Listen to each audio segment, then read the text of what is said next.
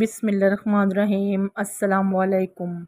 آج آپ کو بولنے والے کبوتر اور ایک ایسی بدکار عورت کا واقعہ سنائیں گے جس کی شکل کتی میں تبدیل ہو گئی۔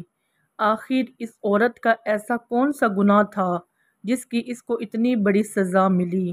یہ سبق آموز واقعہ سن کر آپ حیران رہ جائیں گے اور ضرور آپ اس سے ایک سبق حاصل کریں گے۔ ناظرین محترم، ایک گاؤں میں ایک خوبصورت اور نیک نوجوان رہا کرتا تھا جس کی نیک سیرتی اور خوبصورتی کی ہر کوئی مثال دیتا تھا۔ اس کے ماں باپ بچپن میں مر چکے تھے۔ مسجد کے مولوی صاحب نے اس کی تربیت کی تھی۔ جب وہ بڑا ہو گیا، اپنا کمانے اور کھانے لگا، اس نے اپنے گھر میں ایک چھوٹا سا کبوتر بھی رکھا ہوا تھا۔ وہ نوجوان اپنے گھر میں قرآن پاک کی تلاوت کیا کرتا تھا۔ وہ کبوتر تھوڑا تھوڑا بولا کرتا تھا۔ اللہ والے نوجوان نے اس کبوتر کو یہی سکھایا ہوا تھا کہ ہمیشہ سچ بولنا۔ سچ بولنے والوں کو اللہ تعالیٰ بہت پسند کرتا ہے۔ اس کے گھر کے پاس ایک طوائف کا گھر تھا۔ وہ طوائف بہت ہی خوبصورت تھی۔ اس طوائف کی ملازمہ نے ایک دن اس طوائف کو کہا کہ باجی، آپ کے حسن کا پورا گاؤں دیوانہ ہے، مگر ایک نوجوان ہے جس نے کبھی آپ کو نظر اٹھا کر بھی نہیں دیکھا۔ وہ نیک اور شریف انسان ہے، مسجد سے سیدھا گھر آتا ہے اور گھر سے مسجد تک اس کی رسائی ہے۔ وہ بدکار طوائف عورت کہنے لگی، یہ کیسے ہو سکتا ہے کہ میری خوبصورتی کو دیکھ کر بڑے سے بڑا شریف بھی اپنی شرافت بھول جاتا ہے اور گناہ کر بیٹھتا ہے؟ یہ کون سا اتنا بڑا عابد و زاہد ہے جو مجھے نہیں دیکھتا؟ اس کی ملازمہ نے کہا، اب چاہو تو آزما کر دیکھ لو۔ اس نے کہا، ٹھیک ہے۔ اب اس طوائف نے اپنا بھیس بدلا اور ایک شریف لڑکی کے کپڑے پہن کر مسجد کے دروازے کے آگے جا کر کھڑی ہو گئی تاکہ جب بھی وہ لڑکا آئے اس کو کسی نہ کسی بہانے سے بلا سکے اور بہکا سکے۔ وہ لڑکا جب بھی نماز پڑھنے آتا کبھی بھی نظر اٹھا کر اس کی طرف نہ دیکھتا، نظر جھکا کر مسجد میں جاتا، نظر جھکا کر سیدھا اپنے گھر چلا جاتا۔ بات کرنا تو بہت دور کی بات تھی۔ اس طرح کئی دن گزر گئے مگر اس لڑکے نے اس کو ایک نظر بھی اٹھا کر نہ دیکھا۔ ایک دن وہ بیمار ہو کر گر گئی۔ اس نوجوان نے جب ایک لڑکی کو یوں زمین پر پڑے ہوئے دیکھا تو اس نے سب سے پوچھا کہ یہ لڑکی کون ہے؟ وہاں کھڑے ہر انسان نے کہا، ہم اس لڑکی کو نہیں جانتے، کیونکہ وہ طوائف نے اپنا بھیس بدلا ہوا تھا۔ وہاں کھڑے لوگوں نے کہا، یہ کسی غریب گھر کی لڑکی معلوم ہوتی ہے۔ اس اللہ والے نوجوان نے کہا کہ اس کو آپ اٹھائیں اور میرے گھر پر پہنچا دیں۔ اس کو اٹھا کر اس کے گھر پر لایا گیا اور لڑکی خوش ہو گئی کہ میرا پہلا وار کامیاب ہو گیا، اب میں اس نوجوان کو آسانی سے بہکا سکتی ہوں۔ رات کی تنہائی میں بہکانا اور بھی آسان ہوگا۔ وہ لڑکا عشاء کی نماز پڑھنے کے لیے مسجد میں گیا۔ وہ عورت اس کا انتظار کر رہی تھی۔ اس لڑکے نے آ کر پوچھا، آپ کی طبیعت کیسی ہے؟ وہ بدکار عورت کمزوری کا بہانہ بنانے لگی اور آنکھوں ہی آنکھوں میں شیطانی وار کرنے لگی، ساتھ اپنے حسن اور نجاست کو دکھانے لگی۔ اس بدکار عورت نے ہر طرح کے تیر چلائے مگر وہ اللہ والے نوجوان کو اپنے جال میں پھنسانے میں ناکام ہو گئی۔ وہ تھک ہار کر لیٹ گئی اور سوچنے لگی، ایک بوڑھا بھی ہوتا تو وہ بھی میرے پیچھے آ جاتا۔ یہ پتہ نہیں کس مٹی کا بنا ہوا ہے کہ میرا کوئی بھی اشارہ نہیں سمجھ رہا۔ اس اللہ والے نوجوان نے اس سے پوچھا، آپ کا اس دنیا میں کون ہے؟ ماں باپ کہاں ہیں؟ آپ کا گھر کہاں ہے؟ اس نے کہا، اس پوری دنیا میں میرا کوئی نہیں ہے، اور یہ کہہ کر وہ رونا شروع ہو گئی۔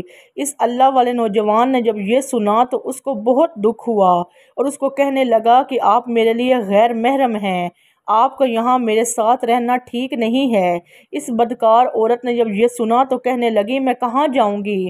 اس نوجوان نے کہا کہ آج رات آپ یہاں میرے پاس ٹھہر سکتی ہیں مگر صبح آپ کو جانا ہوگا۔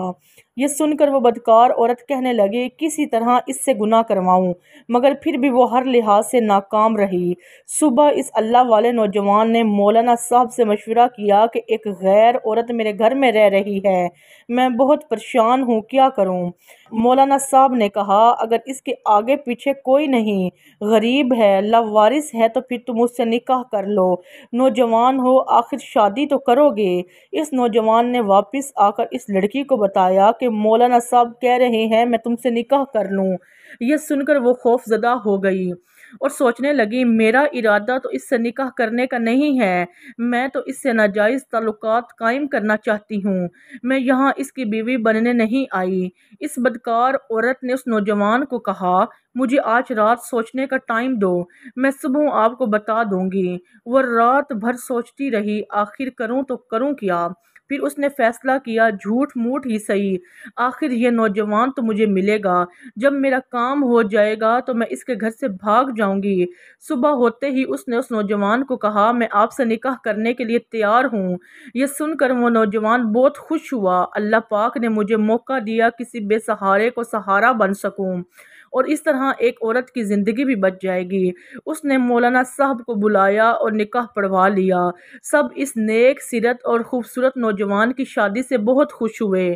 اس نے نکاح کر لیا ہے اور کسی بے سہارا اور غریب لڑکی کو سہارا دیا ہے۔ وہ نوجوان تو اللہ تعالیٰ کی عبادت کرنے والا تھا۔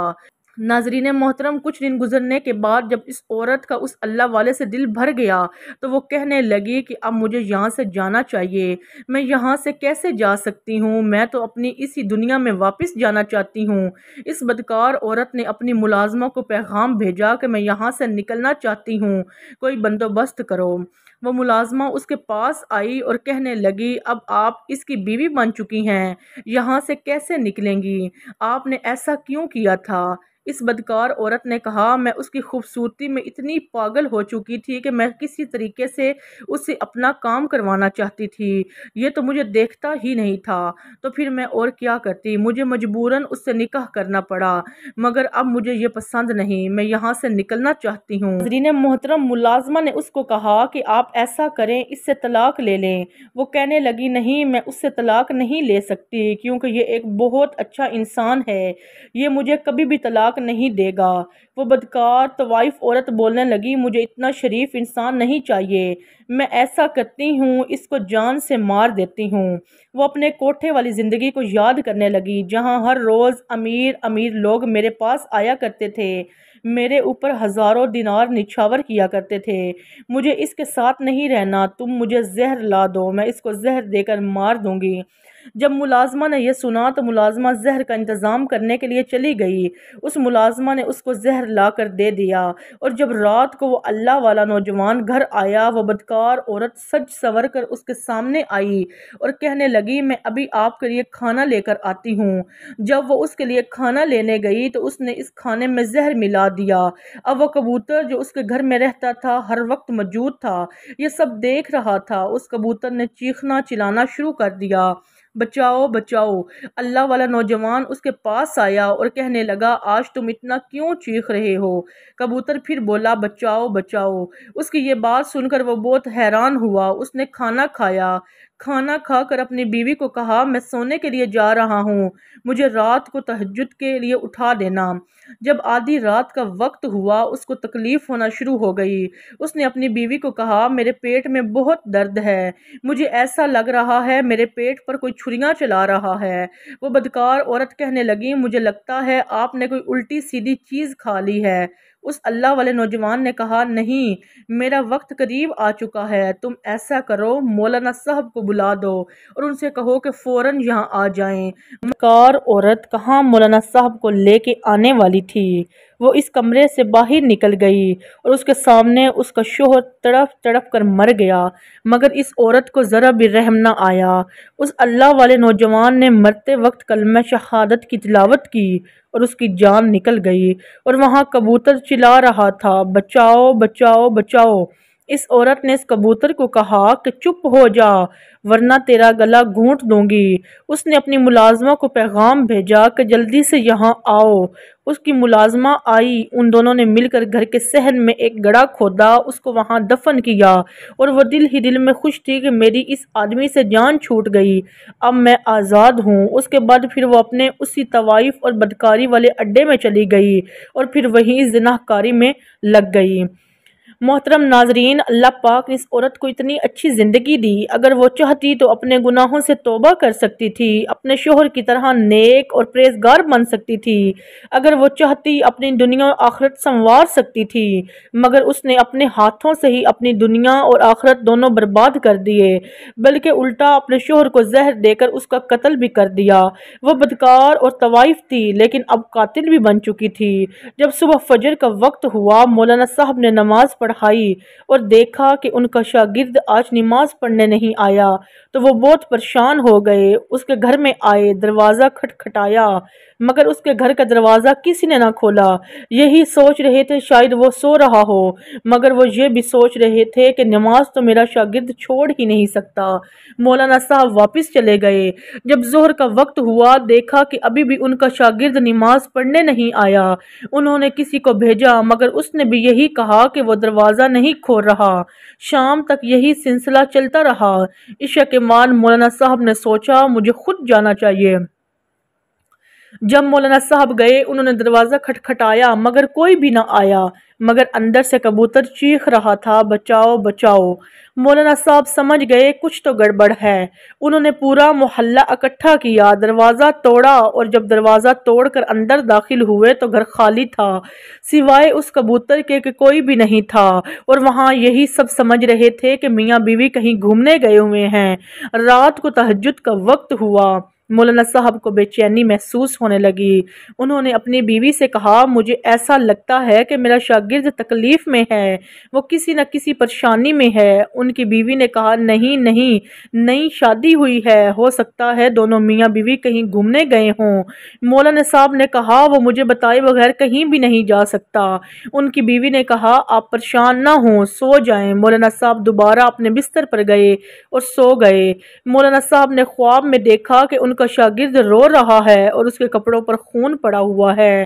مولانا صاحب اٹھے اور اس خواب کا بیان اپنی بیوی کو کیا، اور انہوں نے کہا آپ بار بار سوچ رہے ہیں، اس لیے آپ کو ایسا خواب آ رہا ہے۔ مگر دوسری رات مولانا صاحب نے وہی خواب دیکھا، اور تیسری رات بھی انہوں نے وہی خواب دیکھا کہ ان کا شاگرد خونی کپڑوں میں لت پت اور رو رہا ہے۔ مولانا صاحب نے ایسا کیا، اٹھے، وضو کیا، انہوں نے پڑھائی شروع کر دی۔ مولانا صاحب جیسے جیسے قرآنی آیتیں پڑھتے جا رہے تھے، ویسے ویسے ان پر ہر راز کھلتا جا رہا تھا، اور ان کو بتایا گیا کہ ان کے صحن میں جا کر دیکھو۔ اب مولانا صاحب پھر پریشان کہ مجھے گھر کے صحن کا اشارہ کیوں کیا گیا۔ مولانا صاحب نے اپنے ساتھ محلے کے کچھ لوگ لیے اور اس اللہ والے نوجوان کے گھر گئے۔ ان کو دیکھتے ہی وہ کبوتر پھر سے چلانا شروع ہو گیا۔ جب فرش کو کھودا گیا وہ تڑپ کر رہ گئے۔ وہ کیسے سوچ سکتے تھے کہ ان کا اتنا پیارا شاگرد ان کو اس حال میں ملے گا۔ اس کو کفن بھی نہیں دیا گیا۔ کون ظالم ہے جس نے اس کو قتل کر دیا، اس طرح دفن کر دیا۔ مگر اللہ تعالیٰ کی قدرت دیکھیں، اس کی لاش ایسے تھی جیسے ابھی ابھی دفن کیا گیا ہو۔ اس کے چہرے سے نور چمک رہا تھا۔ اس کو دیکھتے ہی مولانا صاحب نے اپنا سر پکڑ لیا اور نیچے زمین پر بیٹھ کر رونے لگے۔ مولانا صاحب نے دیکھا کہ اس کی بیوی یہاں موجود نہیں۔ انہوں نے سب سے پہلے اپنے شاگرد کی تدفین کی، اس کا جنازہ پڑھایا۔ سب لوگ اس بات سے پریشان تھے کہ آخر نوجوان کو کس نے مارا، اس کا قاتل کون ہے۔ مولانا صاحب دوبارہ اس کے گھر میں آئے اور اپنے شاگرد کو یاد کر کے رونے لگے۔ مولانا صاحب کے درد بھری آواز وہاں موجود کبوتر بڑی خاموشی سے سن رہا تھا۔ ایسا لگ رہا تھا جیسے اب وہ زندگی میں کبھی نہیں بولے گا، مگر اللہ پاک نے اس کبوتر کو بولنے کی توفیق عطا فرمائی۔ اس نے کہا وہ عورت ایک طوائف تھی، بدکار تھی، وہ اس سے زنا کرنا چاہتی تھی۔ وہ بدکار عورت یہاں ایک چال کے ذریعے آئی تھی، وہ بھیس بدل کر یہاں آئی تھی۔ اس نے سب کو یہاں بے وقوف بنایا۔ اس نے اس اللہ والے نوجوان سے نکاح کیا۔ جب اس کا دل بھر گیا تو وہ اس کو زہر دے کر جان سے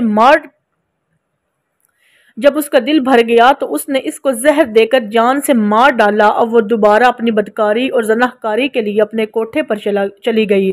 اتنا بتا کر کبوتر خاموش ہو گیا۔ مولانا صاحب اس کبوتر کو لے کر اپنے گھر چلے گئے اور اس کو اپنے گھر پر رکھ لیا۔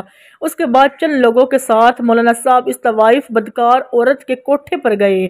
مولانا صاحب وہاں جا کر اس طرح غصے سے چلا رہے تھے جس طرح اس عورت کو قتل کر دیں گے۔ وہ اس کو بلا رہے تھے کہ باہر آؤ۔ مولانا صاحب साहब अंदर नहीं जाना चाहते थे। मौलाना साहब की आवाज़ सुनकर इस तवाइफ बदकार औरत की मुलाजमा बाहर रोती हुई आई। उस मुलाजमा ने कहा, आप उस नेक नौजवान के उस्ताद हैं? उन्होंने कहा, हाँ मैं उसका उस्ताद भी हूँ, उसका बाप भी हूँ। तुम बाहर बुलाओ उस तवाइफ को, उस बदकार औरत को जिसने मेरे बेटे के साथ इतना जुल्म किया। उस मुलाजमा ने कहा, उसको उसके किए की सज़ा दुनिया में ही मिल चुकी है। जिस रात को अपने शोहर को मार कर इस बदकारी के अड्डे में आई, वो बहुत खुश थी, तैयार होकर बदकारी के लिए बाहर निकल रही थी कि एकदम उसका जिस्म बदलना शुरू हो गया और देखते ही देखते उसका जिस्म और उसका चेहरा कुतिया की शक्ल में बदल गया। उसको एक कमरे में बंद कर दिया गया क्योंकि उसका चेहरा देखकर अब हमें खौफ आता है। अस्तगफिरुल्लाह। उस अल्लाह वाले नौजवान के साथ उसने जो भी किया उसमें मैं भी शामिल थी। मेरा चेहरा भी आहिस्ता आहिस्ता बदल रहा है। ऐसा हो रहा है मैं भी उसी जैसी बन जाऊंगी, मेरी हालत उस जैसी हो जाएगी। आप मुझे माफ़ कर दीजिए। और उस नौजवान को कहें कि मुझे माफ़ कर दे। अल्लाह ताला ने हमारी दुनिया ही जहन्नुम बना दी। मौलाना साहब ने कहा, अल्लाह पाक ने जो तुम्हें दुनिया में तुम्हारे किए की सज़ा दे दी है, अब मैं तुम्हें क्या कह सकता हूँ। नाज़रीन मोहतरम, मुझे उम्मीद है आज की वीडियो आपको पसंद आई होगी। मज़ीद इस तरह की वीडियोस देखने के लिए मेरे चैनल को सब्सक्राइब कर दें और इस वीडियो को आगे शेयर कर दें। हो सकता है आपके एक शेयर से ये वीडियो किसी के दिल में जा लगे।